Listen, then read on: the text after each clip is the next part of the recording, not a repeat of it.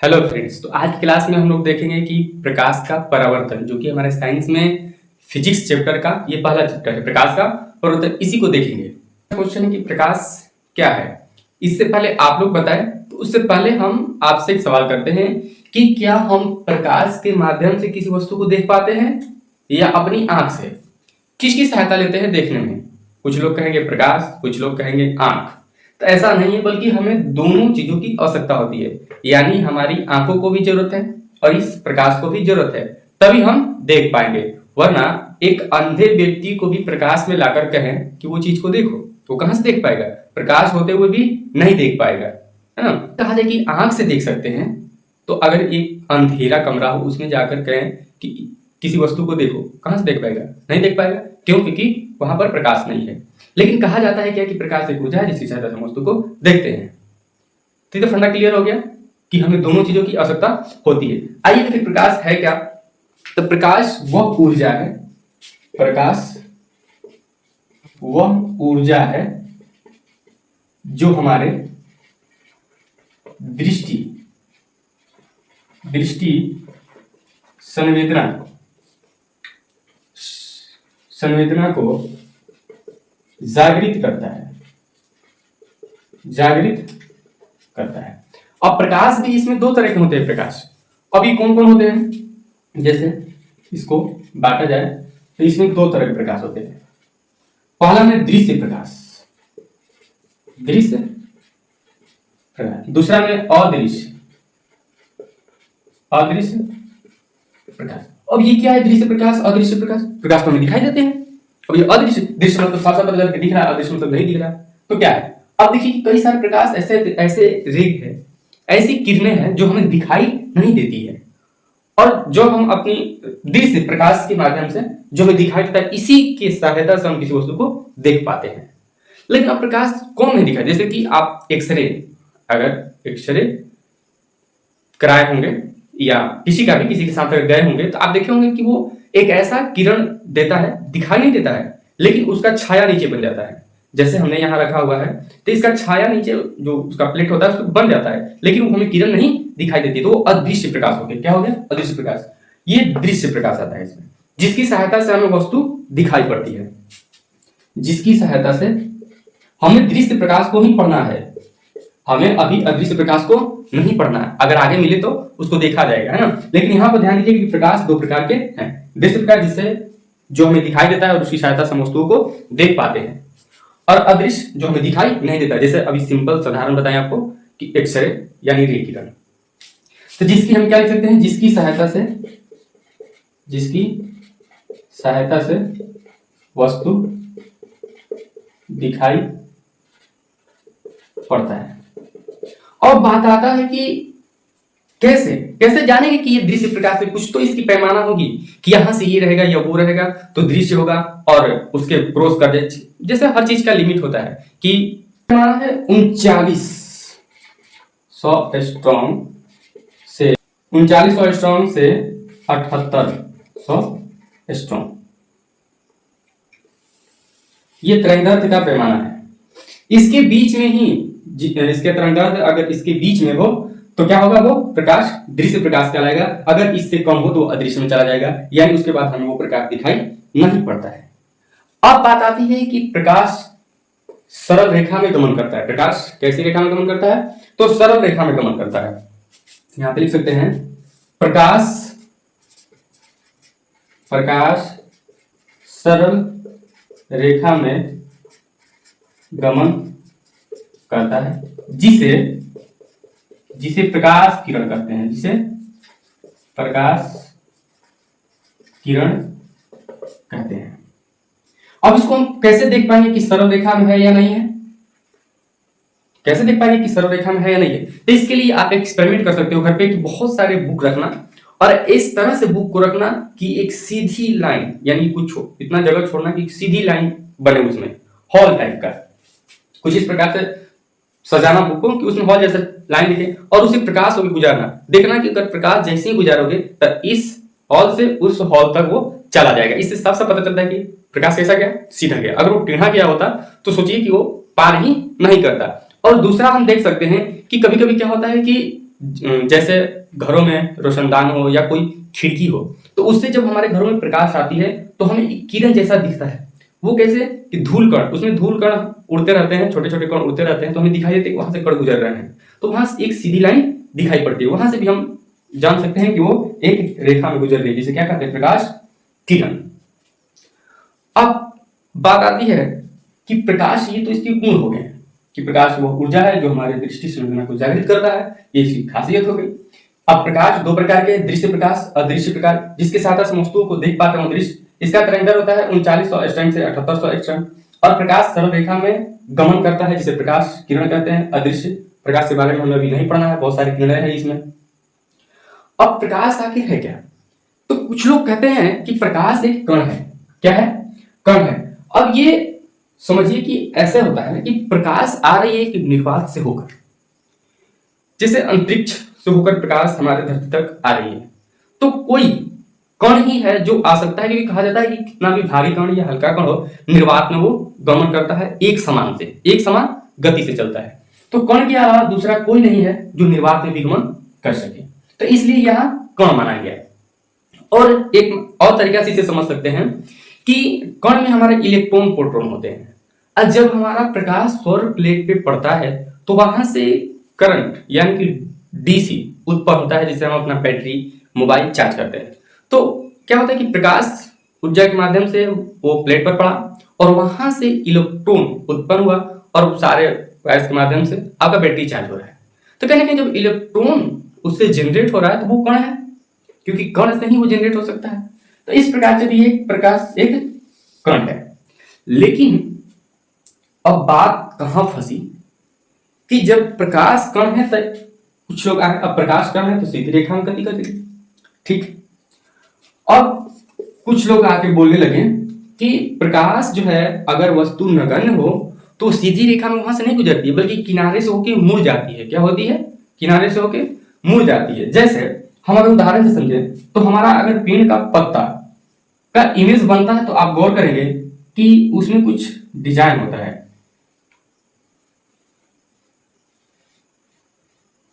पेड़ के पत्ते में कुछ डिजाइन होते हैं, लेकिन जब उसका छाया आप देखिएगा तो उसका डिजाइन जो है खत्म हो जाता है।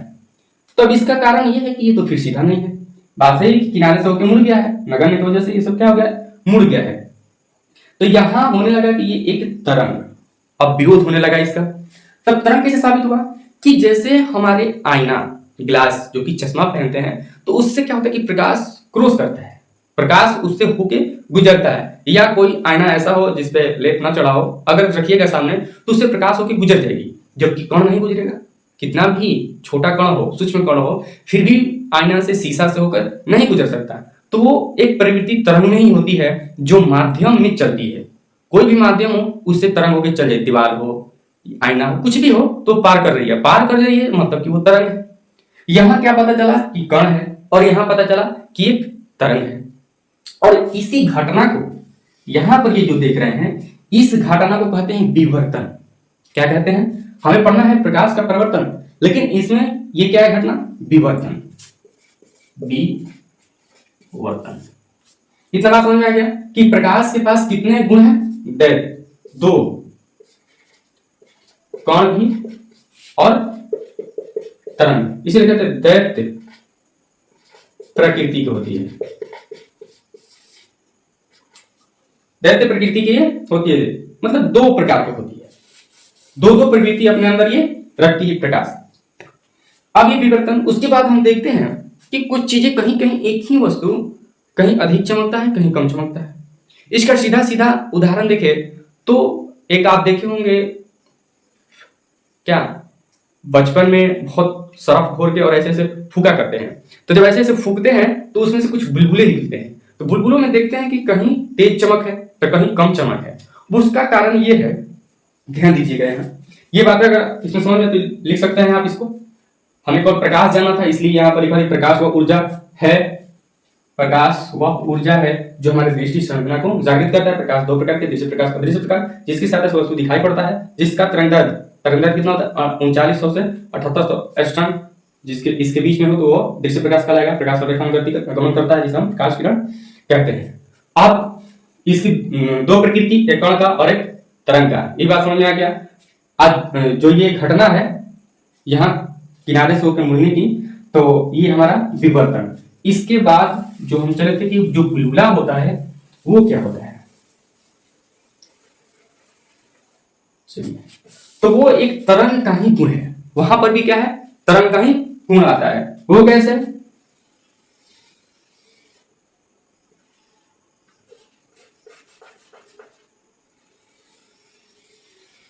देखिए, जी जहां पे ज्यादा वहां पे अधिक चमकेगा, यही होता है उस बुलबुले में। जो आपको बुलबुले यहाँ पर तेज चमकता है, यहाँ पे नहीं चमकता है, दोनों किनारे देखिएगा कि जिसमें चमक ज्यादा होती है, तो ये किसके गुण के कारण, तो तरंग के गुण के ही कारण। तो इस घटना को क्या कहेंगे, कहीं पे तेज चमकना, कहीं पे कम। साबुन के बुलबुला है तो सीधा सीधा क्या हो जाता है, व्यतिकरण। व्यतिकरण यदि इसमें देखना नहीं है, फिर भी आप याद रखिएगा, आगे काम आएगा। तो अब चलिए प्रकाश का परावर्तन, यानी कि परावर्तन। सबसे पहले यहां पर डिफिनेशन देख लेंगे। अब परावर्तन क्या है कि जब प्रकाश एक माध्यम से दूसरे माध्यम में आती है और दूसरे माध्यम के सतह पर पड़कर पुनः वापस लौट जाती है, या पुनः पहले माध्यम में लौट जाती है, तो उसी को कहते हैं क्या, प्रकाश का परावर्तन। यानी कि मान के चलिए यहां पे एक परावर्तक सतह है, जिसे कहेंगे परावर्तक सतह। प्रकाश यहां से आया और यहां से चला गया। अब ये आ रहा है ना, इधर से आने की ये हो रही है और यहां से जाने की। अब ये प्रवर्तन, प्रकाश आया, सतह पर पड़ा और यहां से चला गया। ये हो गया पहला माध्यम, ये हो गया दूसरा माध्यम। लेकिन दूसरा माध्यम की सतह पर पड़कर ही वापस लौट जाने की क्रिया क्या है, परावर्तन। तो जो ये यहां पर आ रही है, इसको कहेंगे आपतित किरण। क्या कहेंगे, आपतित किरण। और ये जो देखिए आ रही है तो आपतित किरण, जा रही है तो जापतित किरण, बल्कि जापतित नहीं परावर्तित किरण। क्या कहेंगे, परावर्तित किरण। याद रखिएगा, आ रही है तो आपतित, जा रही है जापतित, यानी कि परावर्तित किरण। उसके बाद यहां पर पड़ रही है तो इस बिंदु को कहते हैं आपतन। आपतन बिंदु, आपतन बिंदु हो गया। इसके बाद अगर यहां से हम एक लंब खींचे, क्या खींचे, लंब। लंब किसको लेकर खींचा गया है, तो प्रवर्तक सतह के, ना कि इन किरणों से। तो कहा जाता है लंब, और लंब के साथ इधर भी कोण बना है और लंब के साथ इधर भी कोण बना है। तो यहां आ रही है तो आई, जा रही है तो आर, छोटा सा है ना, छोटा लेटर नहीं लिखिएगा। आपतित किरण और अभिलंब के बीच के कोण को आपतन कोण। कौन सा कोण, अभिलंब और आपतित किरण के बीच के कोण को आपतन कोण, और अभिलंब के परावर्तित किरण के बीच के कोण को परावर्तन कोण कहते हैं। अब यहां पर एक नियम है, परावर्तन के नियम, परावर्तन के नियम। इस नियम में भी इसके दो नियम हैं।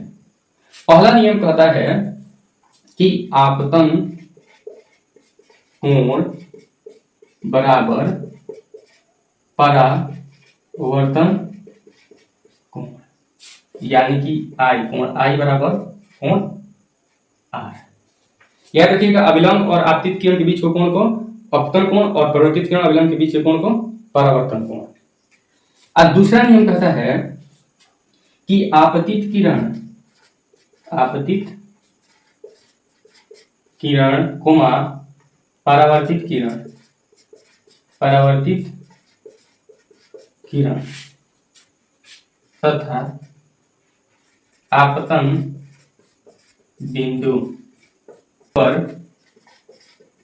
खींचा गया अभिलंब तीनों एक ही तल में होता है, तीनों एक ही तल में होते हैं।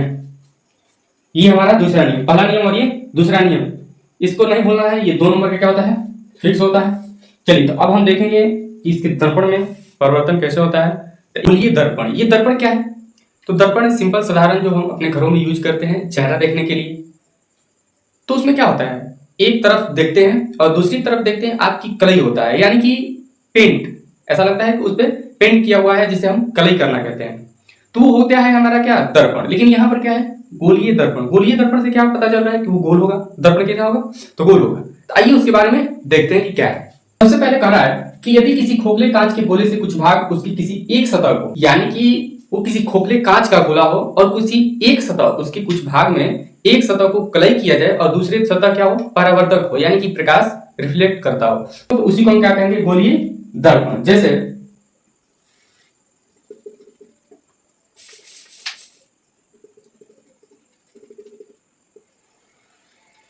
एक यहां गोला बना लिया और एक यहां, इसका कारण बताइए क्या इसका कारण है।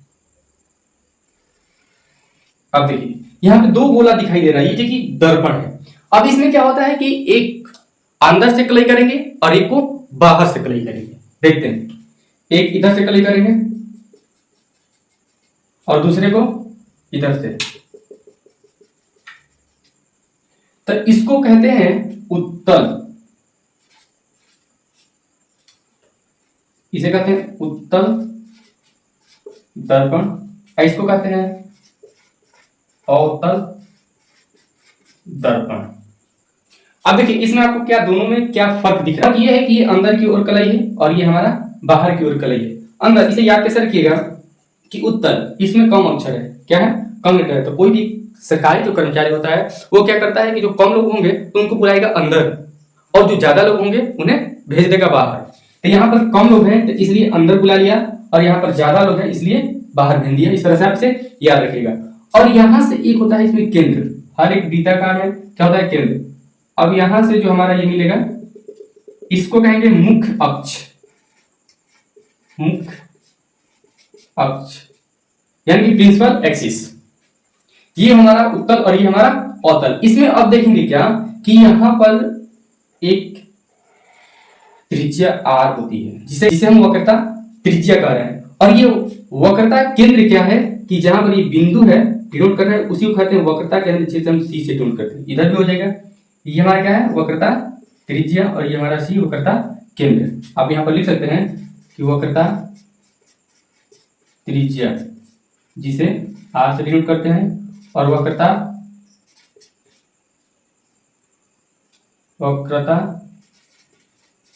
केंद्र सी से। और जहां जो ये हमारा कलई किया गया है उसके बीच के बिल्कुल मध्य में हो, उसे कहते हैं ध्रुव। क्या कहते हैं, ध्रुव। ये क्या है हमारा ध्रुव। और इसको जो देख रहे हैं इसका व्यास जो है, यहां से जो ये हमारा घेरा गया है, जो कलई किया गया है जिसपे, उसको कहते हैं द्वारक। क्या कहते हैं, मान चलो इसको डिनोट कर दे तो ये हो जाएगा हमारा द्वारक। अगर लिखवा रहे हैं तो इतना बात अगर समझ में आ गया हो तो हम अब देखेंगे इसको उत्तल दर्पण और अवतलीय। तो अब गोलीय दर्पण के प्रकार को देखते हैं। ये दो प्रकार थे, जैसे हमने नीचे भी बताया है कि उसमें कितने प्रकार थे। एक अंदर की ओर जिसमें कम अक्षर थे वो अंदर बैठा लिया, अंदर की ओर कलई किए थे, और बाहर की सतह क्या था, हमारा परावर्तक सतह हुआ। और जो अवतल यानी कि 4 अक्षर के तो ढेर लोग थे, इसलिए उसे बाहर भेज दिया जाएगा, यानी कि बाहर की कलई को कर देंगे, अंदर की सतह क्या हो जाएगी, परावर्तक सतह। तो यहां पर ये हो गया हमारा अवतल, और ये हमारा हो गया उत्तल। अवतल और उत्तल यानी कि कनकेव मिरर, और ये हो गया हमारा कन्वेक्स मिरर। अब ये अवतल और उत्तल को बिल्कुल आप डिफाइन कर सकते हैं ऐसे कि उत्तल में क्या होगा हमारा, अंदर की ओर कलई हो और बाहर की सतह क्या हो, परावर्तक सतह, और वो खोखले कांच के गोले का भाग होना चाहिए। और इसमें क्या होगा हमारा अवतल, तो बाहर भेजेगा तो बाहर का कलई, और अंदर की सतह क्या हो, हमारा परावर्तक सतह हो, और वो भी एक खोखले गोले का भाग होना चाहिए। चलिए तो इसको फटाफट डिफाइन कर लेते हैं, इसको भी और इसको। उत्तल और अवतल दोनों का डेफिनेशन लिख लिया है ताकि वीडियो के लिए लॉन्ग ना हो। तो आइए देखते हैं कि यदि किसी गोलीय दर्पण का बाहरी सतह कलई किया गया हो तथा भीतरी सतह क्या हो, परावर्तक सतह, जैसे कि पीछे बताए हैं कि बाहरी क्या होगा, कलई, और भीतरी सतह क्या होगा, परावर्तक सतह होगा, तो उसे कहेंगे अवतल दर्पण। और इसे याद रखिएगा अभिसारी दर्पण भी कहा जाता है। क्यों कहा जाता है आगे देखेंगे। यदि और उत्तल यानी कन्वेक्स लेंस क्या कहता है कि उत्तल दर्पण यदि किसी गोलीय दर्पण के भीतरी सतह को कलई किया गया हो तथा बाहरी सतह क्या होगा, परावर्तक होगा, तो उत्तल दर्पण कहलाएगा। इसे अपसारित दर्पण भी कहते हैं। इसे क्या कहते हैं, अपसारित दर्पण। यहां पर आप बताइए कि ये हमारा जो अवतल दर्पण है इसमें वक्रता केंद्र इधर, फोकस भी इधर है।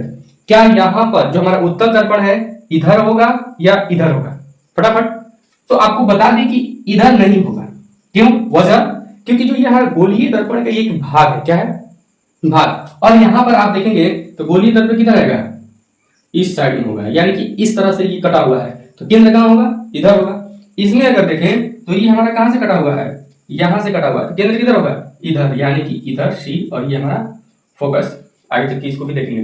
चलिए, हमारा अवतल दर्पण भी और उत्तल दर्पण भी क्लियर हो गया। कुछ जो मुख्य कुछ पॉइंट्स है जैसे ध्रुव, वक्रता केंद्र, त्रिज्या, वक्रता केंद्र, तो उसको देख लेते हैं कि किसे कहेंगे। तो ध्रुव को हम कहते हैं किसी गोलीय दर्पण की परावर्तक सतह का, जैसे बताएं कि सतह का मध्य बिंदु या केंद्रीय बिंदु दर्पण का ध्रुव कहलाता है। जो कि हमारा यहाँ पर आप देख रहे थे, मान के लिए हमारा अवतल दर्पण है और ये बाहर की ओर कलई, अंदर का और क्या हो जाएगा, परावर्तक सतह। तो यहाँ पर जो आप देख रहे थे यही हमारा क्या, ये ध्रुव है। यहाँ पर अगला पॉइंट है हमारा वक्रता त्रिज्या। तो गोलीय दर्पण जिस खोखले गोले कि जिस खोखले कांच के गोले का भाग होता है उसका केंद्र गोलीय दर्पण का वक्रता केंद्र कहलाता है। मान के चलिए जो हमारा जिस गोले का ये भाग है उसका कहीं ना कहीं केंद्र होगा, तो जो केंद्र होगा उसी केंद्र को इस गोलीय दर्पण का वक्रता केंद्र कहते हैं। यहाँ पर त्रिज्या की बात करें तो गोलीय दर्पण जिस खोखले गोले का भाग होता है उस गोले की त्रिज्या, उसी गोले की त्रिज्या को ही क्या कहते हैं, दर्पण का वक्रता त्रिज्या। यानी कि जो ये हमारा यहाँ पर यहाँ से यहाँ तक की वक्रता त्रिज्या, इसे आर से किसे कर, इसे आर से सूचित किया जाता है। चलिए, इतना बात है, आपको पता चल गया। इसके बाद हम अभी देखने वाले हैं द्वारक, फिर मुख्य फोकस, मुख्य अक्ष। तो गोलीय दर्पण में हमारा एक मुख्य अक्ष भी होता है और द्वारक, जो कि वहां पर दो गोला बनाए थे, आप जैसे कि देखा, यहाँ पर एक गोला और यहाँ पर एक गोला था। जो हमारा गौर कीजिएगा, यही हम क्या बोलते हैं इसको, मुख्य अक्ष। यानी कि यहाँ से ये हमारा जो वक्रता केंद्र है और इस ध्रुव को मिलाने वाली सरल रेखा, ये क्या है, हमारा मुख्य अक्ष। डेफिनेशन भी कह रहा है कि किसी गोलीय दर्पण में उसके वक्रता केंद्र तथा ध्रुव को मिलाने वाली सरल रेखा को क्या कहते हैं, मुख्य अक्ष। बस याद रखना है, कुछ नहीं करना है। ये हमारा वक्रता केंद्र और ध्रुव को मिलाने वाली सरल रेखा को क्या कहेंगे, मुख्य अक्ष। उसके बाद द्वारक, जो यहाँ पर मान के चलिए कि यहाँ पर कलई है, तो ये जितना चौड़ाई में कलई किया गया है या जो इसके प्रवर्तक सतह है उसकी व्यास जो है जितना है, उसी को हम क्या कहेंगे, द्वारक। जैसे कि यहाँ सपोज के लिए एक डायग्राम है कि आप इसे यहाँ से देख सकते हैं, देख पा रहे हैं कि हमारा क्या, यहाँ तक, यहाँ से यहाँ तक है, इसी को कहते हैं द्वारक। चलिए, तो फटाफट हम इसको देख। डिफिनेशन कहता है किसी गोलीय दर्पण के परावर्तक सतह की व्यास या चौड़ाई कह सकते हैं, चौड़ाई को चौड़ाई द्वारक कहलाता है। परावर्तक सतह की चौड़ाई क्या कहलाता है, द्वारक। चलिए, तो अब इसका जो मुख्य फोकस है उसको देख लेते हैं कि इसमें मुख्य फोकस क्या है, यानी कि इसके बीच की जो आप देखते हैं उसी को।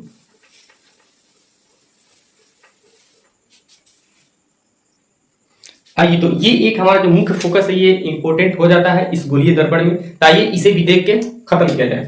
कह रहा है कि किसी गोलीय दर्पण में मुख्य अक्ष के समानांतर आपतित किरणें, कह रहा है कि किसी गोलीय दर्पण में उसके मुख्य अक्ष के समानांतर अगर किरणें आ रही है तो परावर्तन के बाद मुख्य अक्ष के जिस बिंदु पर मिलती है, जब आपतित किरण आके परावर्तक सतह पर पड़ने के बाद वहां से परिवर्तन तो होगा ही, तो जब परिवर्तित होती है तो कहीं ना कहीं मुख्य अक्ष पर जहां मिलती है, मिलती हुई प्रतीत होती है, मिलती है या मिलती हुई प्रतीत होती है, फोकस कहलाता है और इसे ए से सूचित करते हैं। आइए हम सबसे पहले अवतल में देखते हैं, उसके बाद हम उत्तल में भी देखेंगे। तो अवतल दर्पण यहां पर हम लेते हैं। अवतल में आप जान रहे हैं कि सरकारी कर्मचारी क्या करता है, जिसमें ज्यादा है तो उसको बाहर ही बैठाएगा, तो बाहर कलई कर दिए। यहाँ पर हमको पता है ये ध्रुव है और ये केंद्र है। मान के चलिए कि यहां से प्रकाश की किरणें आ रही है, आई तो यहां से टकराएगी तो कुछ इस प्रकार से भागेगी। अब एक किरण इधर से आ रही है तो यहां से भी टकरा के इधर भागेगी, यानी कि ये हमारा क्या हो गया, मुख्य फोकस। इसी को कहते हैं फोकस। अब यहां पे हम इसी प्रकार से देख लेंगे उत्तल में भी।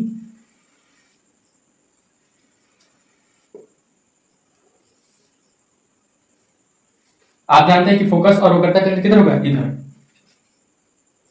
और इसे कलई अंदर। तो परावर्तक सतह कौन हो गया, ये। तो इधर से किरण किधर से आएगी, यहां से किरण अगर आ रहा है तो किधर जाएगा, इधर मुड़ेगा, मुड़ गया। अब एक किरण अगर इधर मुख्य अक्ष से समानांतर हमें ले जाना है ना, तो मुख्य अक्ष से समानांतर अगर इधर से ले जाएंगे, ये किरण हमारा कुछ इधर मुड़ेगा। ध्यान से देखिएगा, तो जब इधर मुड़ेगा तो इसका जो काल्पनिक है वो कहां जाएगा, यहां पर। इसका कहां जाएगा, यहां पर। यानी कि यहां पर ये मिलती हुई प्रतीत होती है और यहां पर मिल रही है। अवतल में, अवतल दर्पण में मिल रही है, और उत्तल दर्पण में आप देख रहे हैं, उत्तल दर्पण में कि मिलती हुई प्रतीत हो रही है। तो इसी को कहते हैं फोकस या मुख्य फोकस। इसको कैसे डिफाइन करेंगे कि आप यहां पर देख सकते हैं कि ध्रुव और फोकस, ध्रुव और फोकस के बीच की दूरी क्या है। तो किसी गोलीय दर्पण में, किसी गोलीय दर्पण के ध्रुव तथा फोकस के बीच की दूरी को फोकस दूरी कहते हैं। फोकस दूरी कहते हैं। यहां पर लिख लीजिए फोकस दूरी, और फोकस दूरी इसे एफ से सूचित करते हैं। हमने ऊपर भी लिखा है, तो इसे एफ से सूचित करते हैं। तो एफ और इसी में है, इसके बीच यहां हुआ करता है केंद्र और या ध्रुव तक के बीच की दूरी हमारा क्या है, तो यहां पर त्रिज्या भी है, वक्रता त्रिज्या।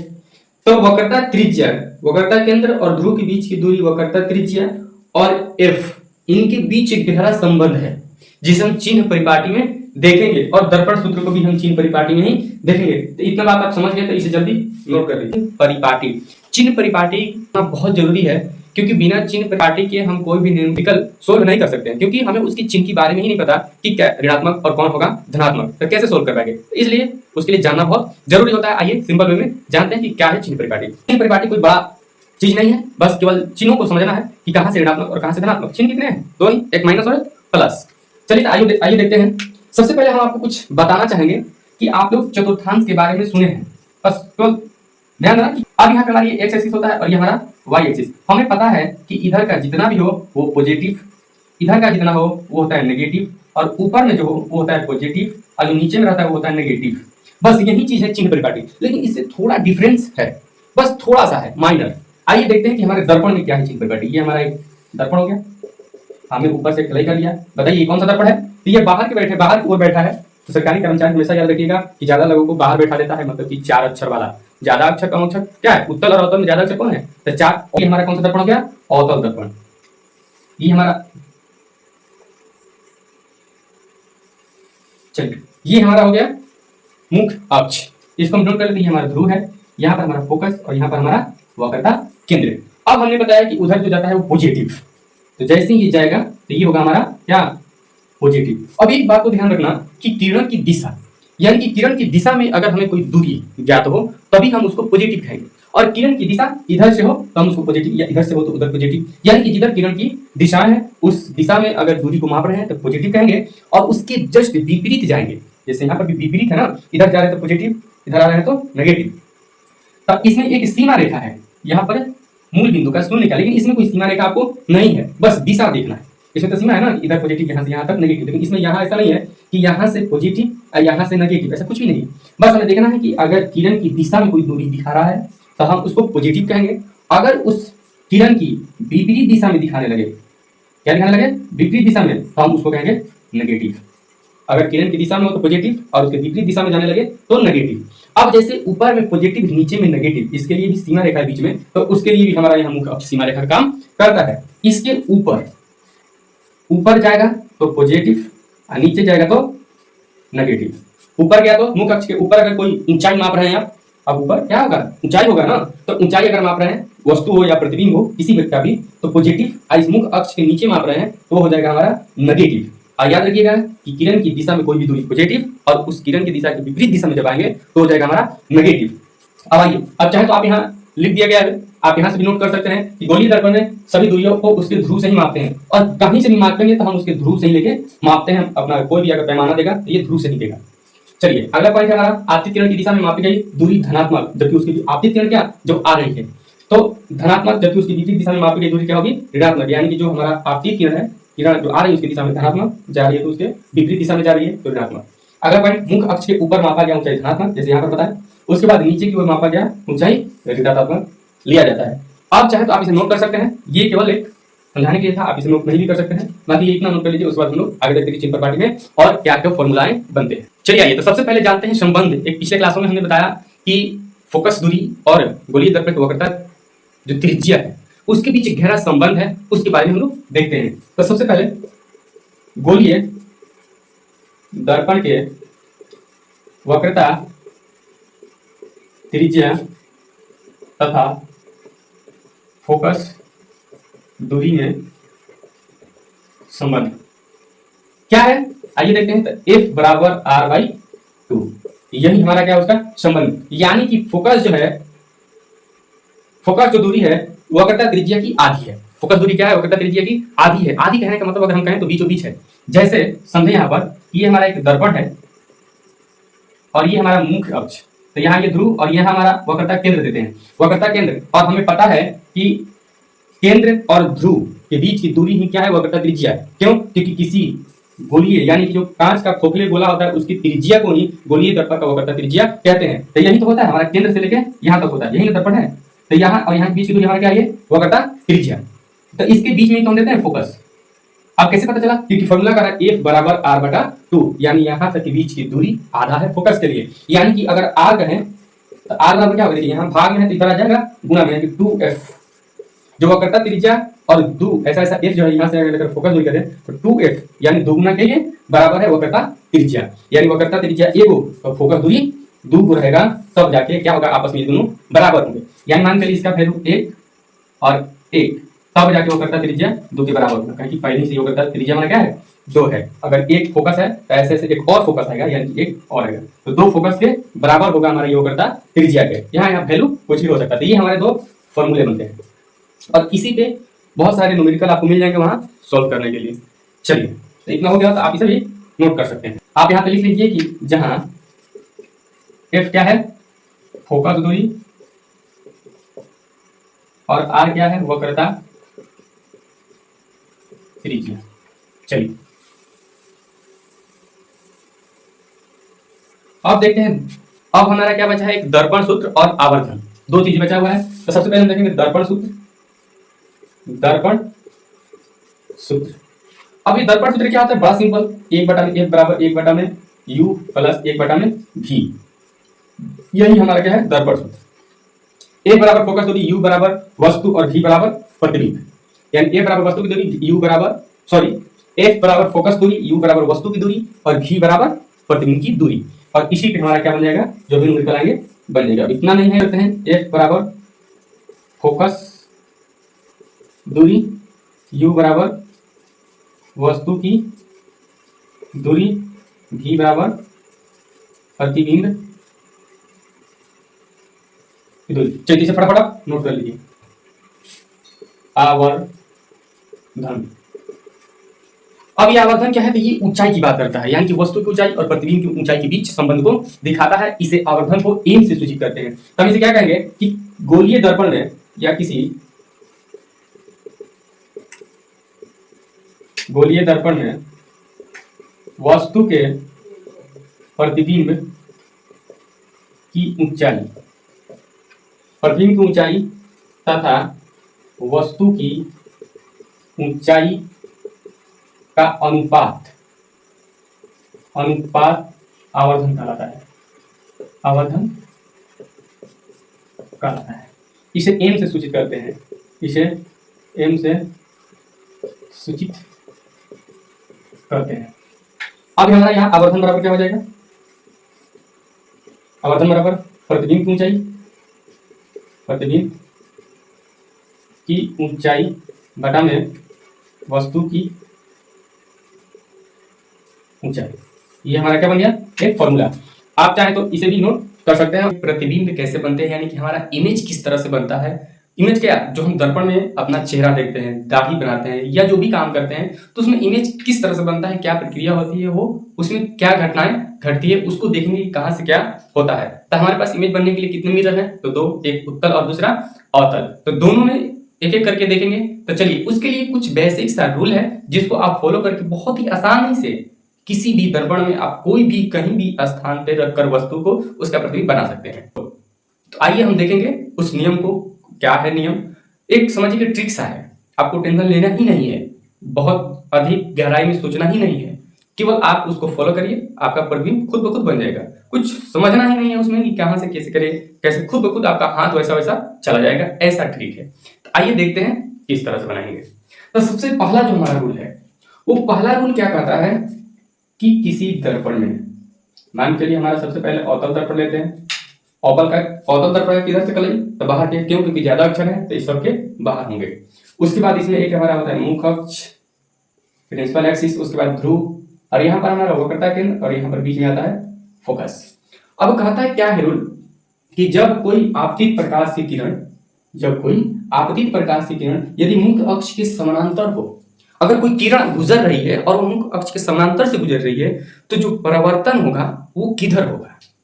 तो जब मुख्य अक्ष के समानांतर ये हमारा किरण जब आ रहा है और यहां से जब ये परावर्तन होगा, अब परावर्तन होने के लिए यहाँ पे या तो एक इधर जाएगा, एक इधर।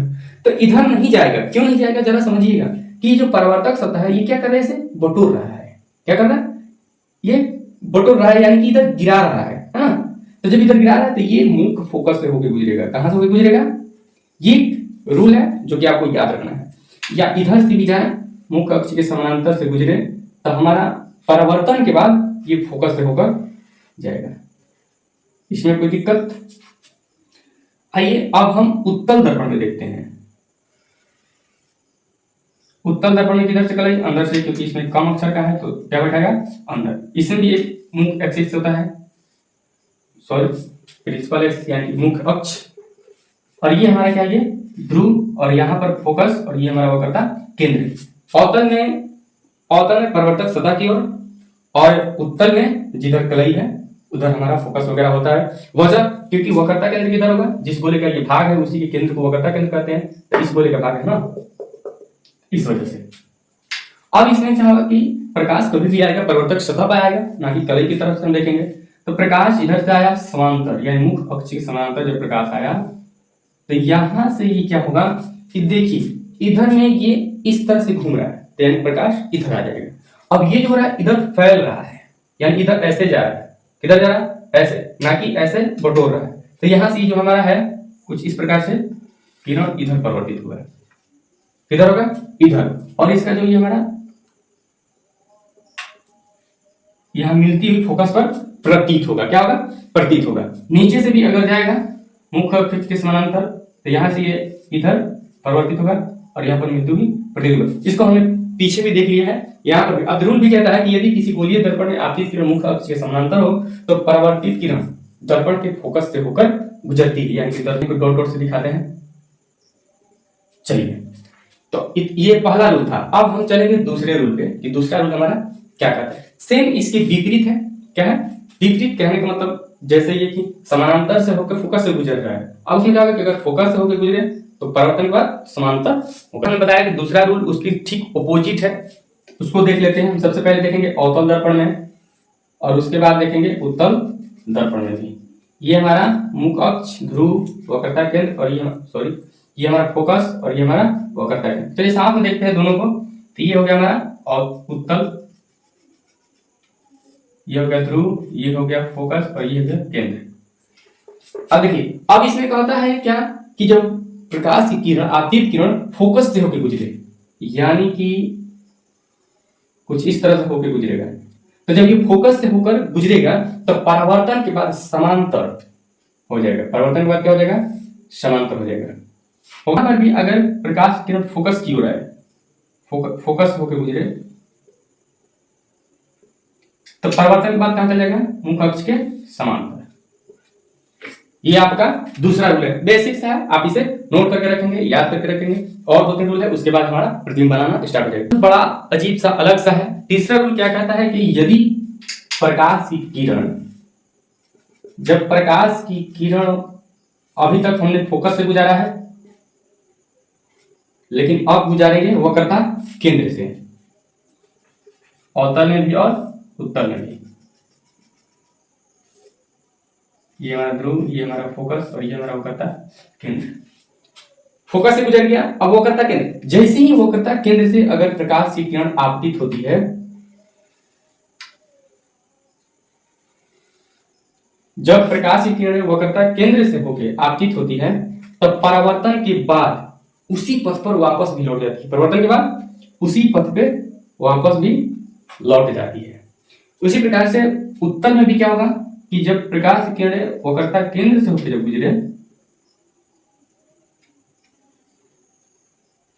तो उसी पथ पे वापस लौट जाएगा।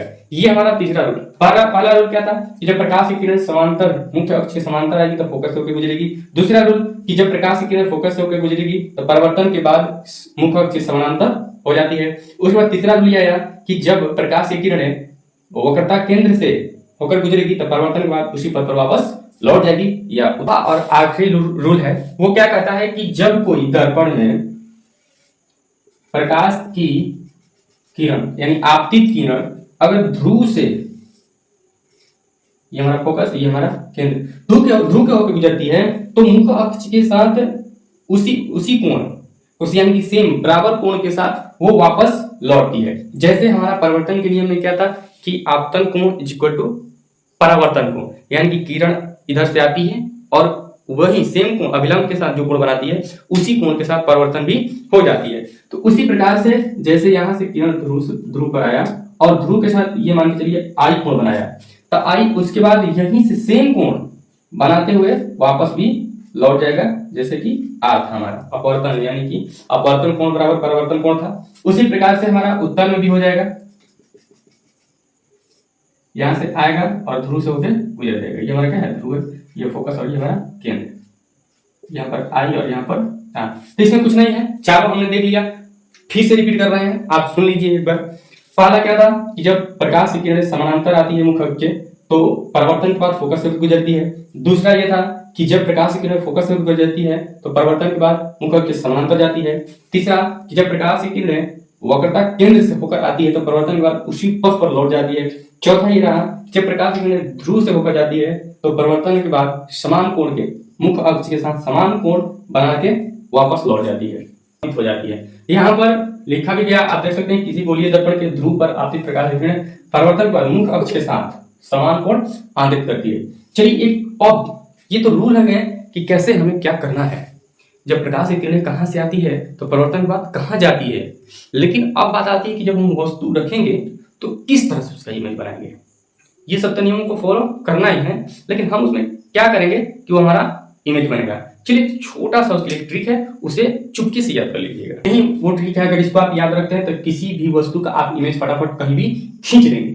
अब यहाँ पे जरा गौर कीजिएगा, कह रहा है कि गोलीय दर्पण में एक वस्तु का प्रतिबिंब बनाने के लिए वस्तु से 2 किरणें गुजारते हैं। कितने किरणें? तो किसी भी वस्तु का अगर हम प्रतिबिंब बनाना हो तो उसे हम 2 किरण गुजारेंगे, आंख मूंद के 2 किरण खींचेंगे। अब कैसे खींचेंगे? तो जो पहला है मुख्य अक्ष के समानांतर खींच देंगे, और आपको पता है कि मुख्य अक्ष के समानांतर अगर जाता है तो कहां से गुजरता है, ये बताने की जरूरत नहीं है। तो मुख्य अक्ष के समानांतर जाता है तथा दूसरा वस्तु से ठीक आगे वाला बिंदु, यानी जहां वस्तु है उसके बाद कोई तो बिंदु होगा, क्योंकि एक ध्रुव है, एक फोकस है, वक्रता केंद्र है, ये सब बिंदु है। तो कहीं ना कहीं अगर वस्तु है तो उसके आगे कोई बिंदु आएगा नहीं आएगा, तो वहां से आपको एक खींचना है। और हम जान चुके हैं कि किस बिंदु से अगर प्रकाश की किरण जा रही है तो किस तरह से वापस लौटेगी, वो चारों नियम आप देख चुके हैं। लेकिन हाँ, केवल एक बात याद रखना है कि जब वस्तु अनंत पे हो तो उस पर ये फॉलो नहीं करना, वरना वहां फेल हो जाएगा। उसको छोड़ के बाकी कहीं भी रख दो, फटाफट बन जाएंगे। लगभग 5 से 6 स्थिति बनते हैं। उस स्थितियों को आप देखेंगे किस तरह से हम बनाते हैं। तो सबसे पहला स्थिति आता है हमारा कि वस्तु अनंत पर हो, अनंत पर हो, ये हमारा पहला स्थिति है। उसके बाद दूसरा को देखेंगे। हम पहले अवतल दर्पण में देखते हैं, क्योंकि उत्तल दर्पण में ज्यादा स्थिति नहीं बनते हैं। तो हम अवतल दर्पण को लेकर चलते हैं। ये हमारा अवतल दर्पण हो गया। सबसे पहले ये हमारा फोकस है और ये हमारा वक्रता केंद्र। वस्तु अनंत पे होगा तो अनंत पे कहने का मतलब पता नहीं कि कहाँ है, फिर भी हम इमेजिन करते हैं कि मान चलिए हमारा वस्तु है ए और ये हमारा बी। तो यहां से हम 2 किरणें खींचेंगे। तो पहला खींचेंगे आपका, एक खींचेंगे वक्रता केंद्र से, तो वक्रता केंद्र से खींचेंगे तो आपको पता है कि इसी पे लौट जाएगा, इधर से आएगा और ये इधर से उसी पे लौटेगा। दूसरा अगर खींचे तो फोकस से खींचेंगे, तो जब प्रकाश की किरण फोकस से गुजरती है तो परावर्तन भाग समांतर यानी मुख्य अक्ष के समांतर गुजरती है। तो आप देख रहे हैं कि जहां कटा वहीं पे प्रतिबिंब बनता है। फोकस को ऊपर लिख लेते हैं, ये हमारा क्या हो गया प्रतिबिंब, और ये मुख्य अक्ष क्या है बना है नीचे, तो नीचे बन गया मतलब ये उल्टा है। कैसे बना है उल्टा, तो प्रतिबिंब एक तो उल्टा बना, ऊपर से छोटा बना हुआ है। तो जब उल्टा हो तो हम कहेंगे वास्तविक। एक बात और ध्यान रखिएगा, वास्तविक और उल्टा ये सगे संबंधी है। और दूसरा है आभासी सीधा, ये आपस में सगे संबंधी है। आभासी सीधा ये तो आपस में बहुत ही मिलता जुलता है। जहां उल्टा है तो समझिए वास्तविक है, वास्तविक है समझिए उल्टा है। तो यहाँ पर ये प्रतिबिंब बना, तो हम इसको कह सकते हैं कि वास्तविक उल्टा छोटा, बहुत छोटा भी लिख सकते हो, छोटा फोकस पर। यह है प्रतिबिंब की प्रकृति, प्रतिबिंब की प्रकृति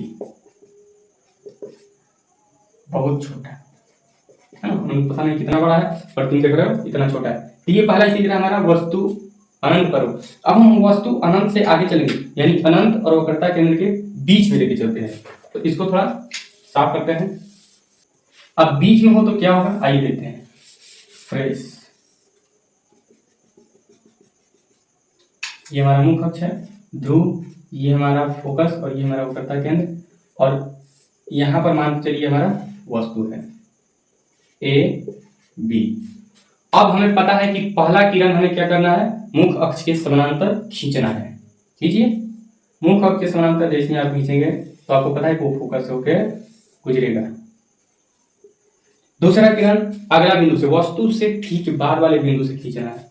तो वस्तु क्या है यहाँ पर, और ठीक बाद वाला बिंदु कौन है सी, सी माने वक्रता केंद्र। तो यहीं से आगे बढ़ेंगे और ये परिवर्तन के बाद उसी पथ पे लौट भी जाएगा।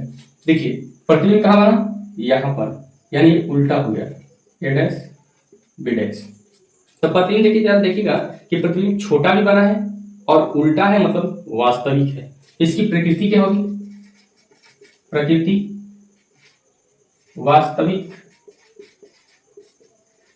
उल्टा छोटा,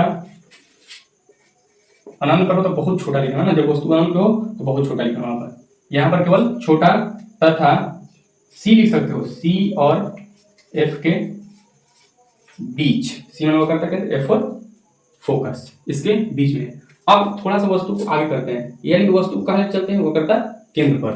तो वक्रता केंद्र पर होगा तब क्या होगा ये देखते हैं।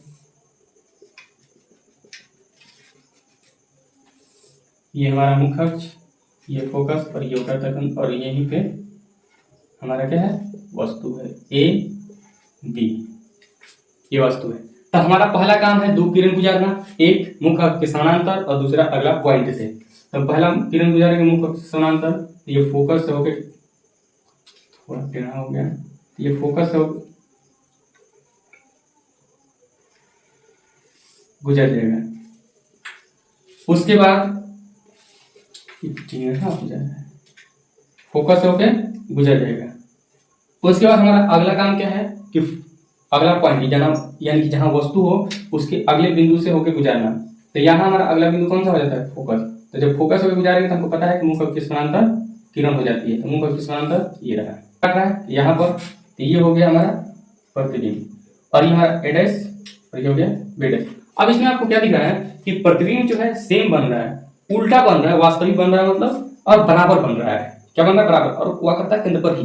तो इसको याद रखना भी बहुत ही आसान हो जाता है कि वक्रता केंद्र पर वस्तु हो तो उसका इमेज भी वक्रता केंद्र पर ही बनता है। बस वक्रता केंद्र पर बन गया तो बराबर बन गया। तो यहाँ प्रकृति क्या हो जाएगा इसका, वस्तु के बराबर, वस्तु के बराबर वास्तविक उल्टा तथा वक्रता केंद्र पर, वक्रता केंद्र पर यानी सी पर। अगला ले चलते हैं हम वस्तु को वक्रता केंद्र और फोकस के बीच में लेके चलते हैं। वक्रता केंद्र तथा फोकस के बीच में वस्तु अब यहाँ पे हम फिर से अवतल दर्पण बनाएंगे। ये हमारा मुख्य अक्ष, ये हमारा केंद्र, सॉरी फोकस, और ये हमारा वक्रता केंद्र। तो अब वस्तु कहाँ है? यहाँ पर है, ए बी। तो पहला हमारा काम क्या है कि मुख्य अक्ष समानांतर खींचेंगे, ये फोकस से होके गुजरेगा। उसके बाद जब हमारा अगला रूल क्या कहता है कि जब दूसरा किरण हमें खींचना हो तो हम अगले बिंदु से गुजारेंगे। तो अगला बिंदु हमारा फोकस है। अब देखिए प्रतिबिंब कहाँ बना? तो प्रतिबिंब यहाँ पर बना। तो प्रतिबिंब यहाँ बना यानी कि ये बड़ा है, ए डैश बी डैश, ऐसा लिख रहे हैं ना, बड़ा है, उल्टा है, मानी वास्तविक है। तो प्रकृति क्या हो जाएगी इसकी? प्रकृति वास्तविक उल्टा वस्तु से बड़ा, बहुत बड़ा नहीं है, बस वस्तु से बड़ा है, तथा अनंत और वक्रता केंद्र के बीच, यानी कि सी के बीच बना। आगे हम वस्तु को बढ़ाते हैं, फोकस पर लेके चलते हैं। तो जब फोकस पर हो, फोकस पर आइए फोकस पर हो तो आइए देखते हैं। ये हमारा कलई अवतल दर्पण में चल रहा है, ये हो गया हमारा मुख्य, ये ध्रुव, ये फोकस, और ये हमारा वक्रता केंद्र। तो यहाँ पर ही वस्तु है, यानी कि ए बी। पहला काम कि एक मुख्य अक्ष समानांतर गुजारेगी किरण, और उसका जो परिवर्तन होगा वो फोकस से होगा। दूसरा किरण अगला बिंदु से, तो अगला बिंदु हमारा पी है। तो पी से भी एक रूल हम जानते हैं कि जब पी जितना कोण से आता है उतना ही कोण से वापस जाता है, यानी आर। तो आप देख रहे हैं कि ये एक समांतर चलने वाली किरणें है, यानी कि इसका जो इमेज है अनंत है, ये अनंत पर बनेगा। तो इसका इमेज हम लिखेंगे क्या? बहुत बड़ा। पहला नंबर तक लिखेंगे उल्टा, क्योंकि ये नीचे आ गया है तो बनेगा उल्टा ही, वास्तविक उल्टा बहुत बड़ा, बहुत बड़ा अनंत पर, बहुत बड़ा अनंत पर। चलिए अगला है हमारा फोकस से थोड़ा वस्तु को आगे रखते हैं, फोकस और ध्रुव के बीच में रखते हैं। ये हो गया हमारा ध्रुव, ये फोकस, और ये वक्रता केंद्र। हम फोकस पर भी देखेंगे, अब ध्रुव के बीच रख रहे हैं। ये हमारा वस्तु है। तो सबसे पहला काम मुख्य अक्ष के समानांतर गुजारेंगे। तो मुख्य अक्ष के समानांतर गुजारेंगे तो किरण फोकस होकर गुजरेगी। और दूसरा काम कि अगला पॉइंट से, यानी कि ध्रुव से उतना ही कोण से क्या हो जाएगा? वापस होगा। तो ये देख रहे हैं कि ये फैल रहा है, यानी कि पीछे कुछ ही दूरी पे जाके मिल जाएगा। देखते हैं कहाँ मिलता है, यानी प्रतिबिंब कहाँ बना है? यहाँ पर। तो ये हमारा सीधा बन गया, नहीं उसी अक्ष के ऊपर बना है, तो इसको कहेंगे सीधा। सीधा बना यानी कि काल्पनिक, काल्पनिक यानी दर्पण केवल पीछे चला गया है। और बड़ा, वस्तु से क्या बना है? बड़ा, बड़ा, तथा इसको लिखेंगे दर्पण के पीछे, दर्पण के पीछे। उत्तल दर्पण में दो स्थिति बनता है, एक अनंत पर होता और दूसरा अनंत और ध्रुव के बीच होता। उत्तल में अनंत पर, अनंत पर होता, ये उत्तल दर्पण के लिए है। केवल दो ही स्थिति बनते हैं उत्तल दर्पण के लिए, आप जानते हैं इसी प्रकार से हो जाता है। अंदर कलई, ये ध्रुव, ये फोकस, ये वक्रता केंद्र। तो जब अनंत पे हो तो वही हाल होगा इसके लिए। किरण, एक पहला किरण फोकस से गुजारी है, दूसरा किरण वक्रता केंद्र से। तो जब किरण को फोकस से गुजारेंगे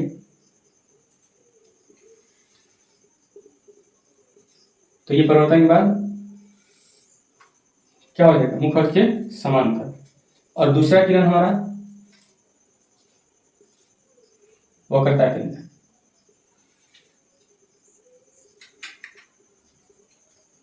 तो जब वक्रता केंद्र से आती है तो जिस पर क्या कहा? तो फोकस में। कहाँ कटा? मान लीजिए हमारा ए डैश बना और बी डैश, इधर तो पता नहीं, अनंत पर है। तो पहला एक फोकस से गुजारी है, दूसरा वक्रता केंद्र से। तो जब फोकस से गुजारे हैं तो किरण समांतर गई है, तो यहाँ से यहाँ कटा, तो ये हमारा ए डैश बी डैश बना, यानी कि बना क्या? काल्पनिक। तो काल्पनिक बना, सीधा बना। क्या है? प्रतिबिंब मुख्य अक्ष के ऊपर है तो सीधा, नीचे होगा तो उल्टा। और छोटा, बहुत छोटा, बहुत छोटा तथा दर्पण के पीछे, दर्पण के पीछे हमारा उत्तल दर्पण, ये ध्रुव, ये वो करता है, ये फोकस और ये वो करता है केंद्र। ये हमारा वस्तु यहाँ पर है ए बी।